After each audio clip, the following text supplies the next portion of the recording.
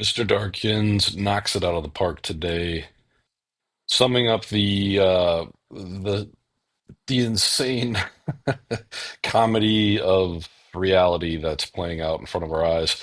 You guys, you know what I keep thinking about is I keep thinking about the bank robbers are running the bank. Somehow we've gotten to the point where we're letting the criminals run the system. We are paying tax dollars that are going to NGOs, non-governmental organizations, nonprofits that are funding criminals and funding judges that don't enforce crime, and it's causing our country to infight and possibly fall apart. And here are three stories. If you're going to talk about terrorism and talk about sacrifice, unaliving yourself for your politics, and you're not a U.S. citizen, they're going to get you out of here. And then another amazing amount of leadership saying that, hey, CNN doesn't like America, and they take offense to it because it's true. And just looking at their history, they are part of the reason why the bank robbers are running the bank.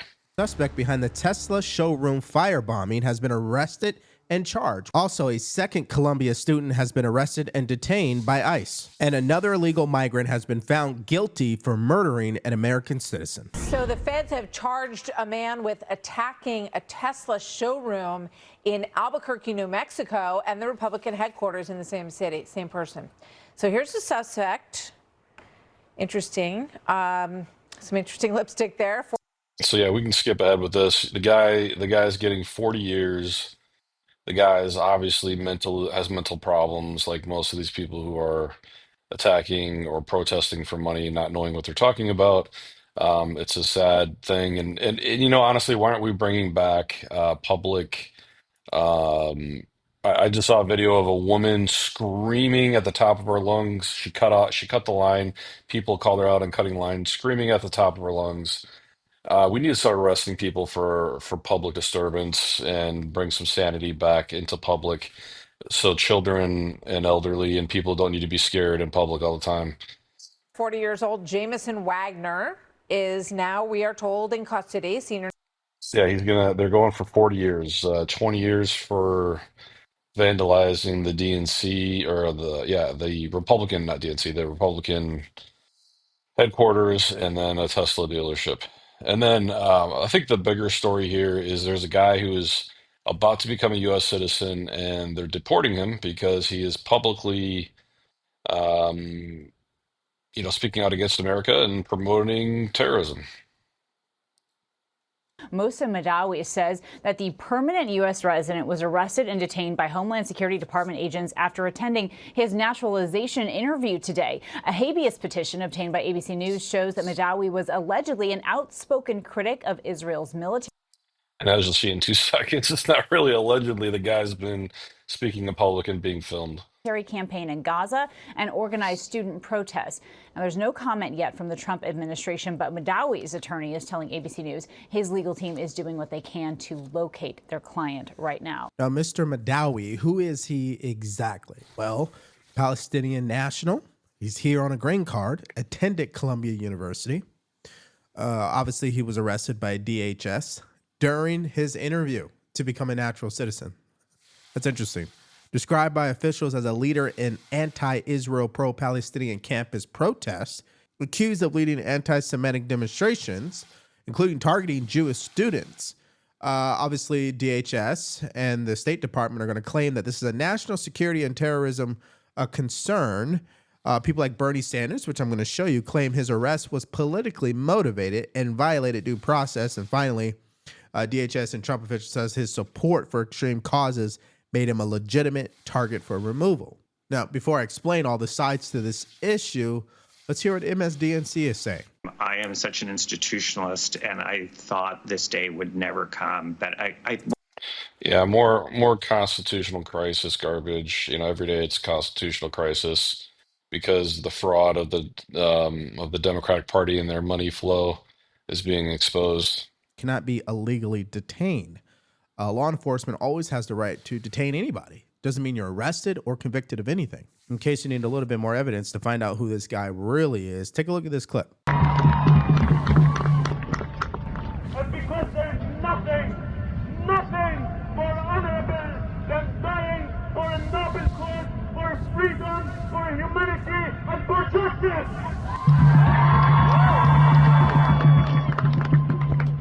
All right, so We're taking our hard-earned tax dollars and bringing these morons here, letting them be U.S. citizens, and destroying our country. Just totally insane. he is a true believer. That's why I wanted to show you guys that clip.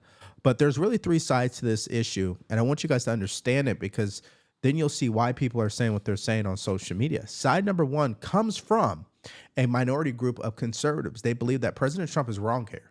He's adopting a pro-Israel DEI strategy, and it's happening in two ways. One, detain anyone who's either attending universities or did attend universities and participated in these protests. And two, defund those same universities unless they abide by the policies that President Trump has adopted.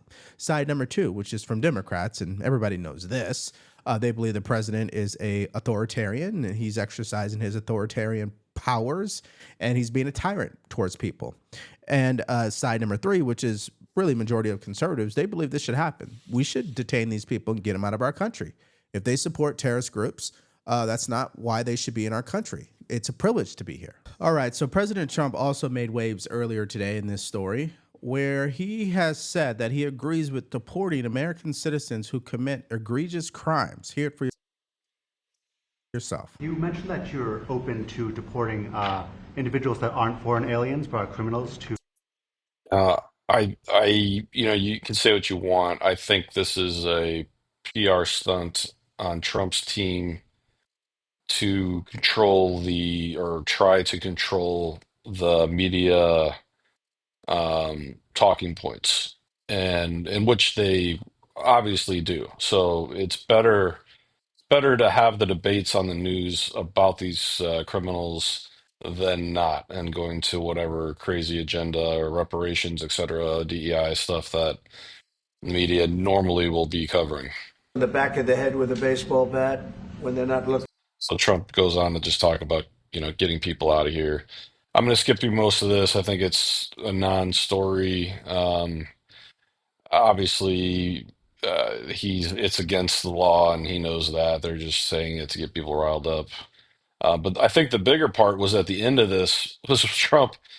I don't know if this was planned or not, but genius, because literally, like I said, we got the bank robbers running the bank. We need to start calling out how we got here over the last 10, 20 years. That are absolute monsters. I'd like to include them in the group of people to get them out of the country, but you'll have to be looking at the laws on that, Steve, okay? This is a very interesting statement to make because we know constitutionally it's not feasible. However, I will say this. If you had to decide as an American citizen whether we're going Sorry, we jumped somehow there. Try to get to the part where he talks about CNN hating our country. But it's a shame, you're right. Isn't that a great question? Why doesn't the media, why don't they put out numbers? Now, that statement, I would say, is 99.9% fact. I mean, the media does not report facts anymore. They report opinions, right? They're a bunch of activists and propagandists, in my opinion, okay? And as a result, they've lost all credibility. Now, the statement that he made has CNN panicking because now they're on air trying to say, hey, we don't hate our country. Take a look. We've been listening to a lengthy live press conference inside the Oval Office with the leader of El Salvador, Bukele, where... And keep in mind, you got this, if all of the allegations are true about our federal tax dollars going to these non-governmental organizations and nonprofits and funneling mostly back to Democrats, CNN, all these media outlets are a part of the fraud. They know it. And instead of admitting it and trying to right the course of the country, they're going to continue down the same narrative and claim that, they're holier than thou and that they've been preaching the right, the right cure for the country type of thing. We have heard a lot of bits of information, a lot of news nuggets that we want to definitely focus on, a lot of some misinformation as well. But we want to digest all of this right now with our terrific panel here and our reporters. Jeff Zeleny, I want to start with you. You are at the White House. Before I get to you, I just want to say, for the record, since we heard President Trump say in the Oval Office that CNN hates our country, CNN does not hate our country. That should go without saying. I've been Yeah, I mean, so my opinion to CNN was most of my life, CNN was the blonde news that was always on the airport, that was trying not to be left or right, trying not to offend anyone. Was it Wolf Blitzer? Just blah blah blah, just a bunch of nothing, a bunch of, no substance, just reporting on the drama of the day and not really a news organization. And then for when Trump became president the first time, that was when they became the anti-Trump, anti-Republican channel and made a lot of money and had a lot of traction with that. And then when Biden came in, they almost went out of business. And now they're obviously floundering for relevance. been here for 32 years, and I And 32 years, like, who are you? Like, what have you contributed other than just continuing to stir the pot and encouraging pushing the race bait and all these other just constant BS stories to try to get people to argue about nothing.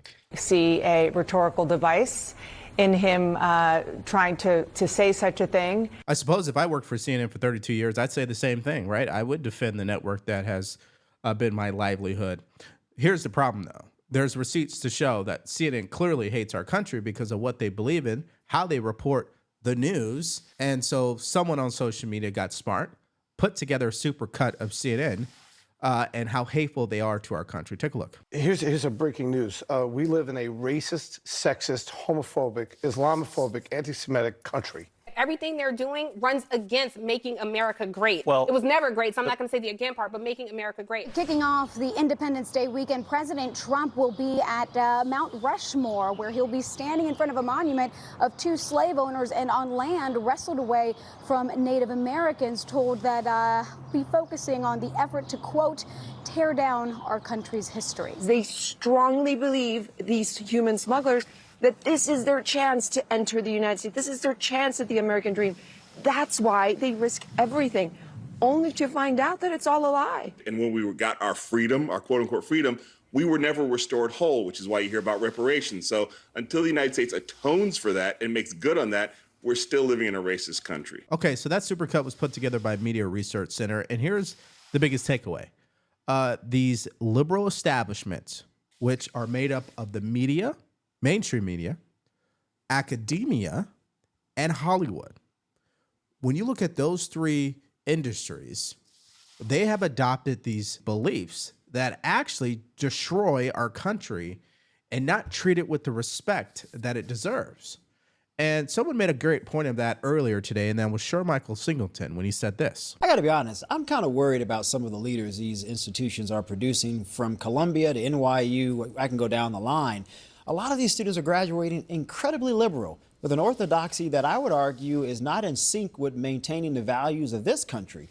And so if you're a conservative and you're thinking about the next generation of leaders, do we really want the next generation of leaders to be more friendly towards adversarial ideals than the ideals that have made this country great? I would certainly say no. Yeah, and I agree with him, because Democrats have been showing us, especially over the past 4 years, that they have more compassion for violent offenders and criminals and illegal aliens than they do for American citizens who are victim to these crimes. And that takes us to this next story, where another illegal alien has been found guilty for doing what?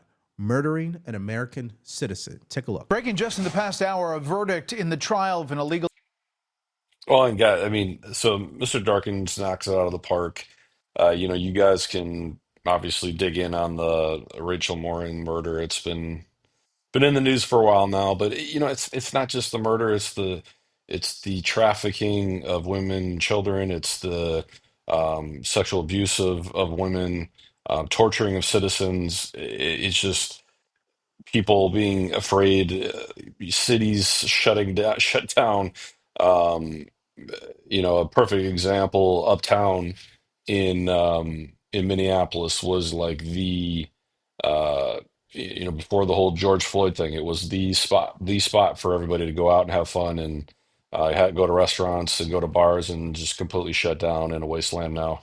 Like we just cannot continue to allow crime to not go enforced, and why are we defending these non-citizen criminals, and why are we re-releasing them immediately? It just doesn't make any sense.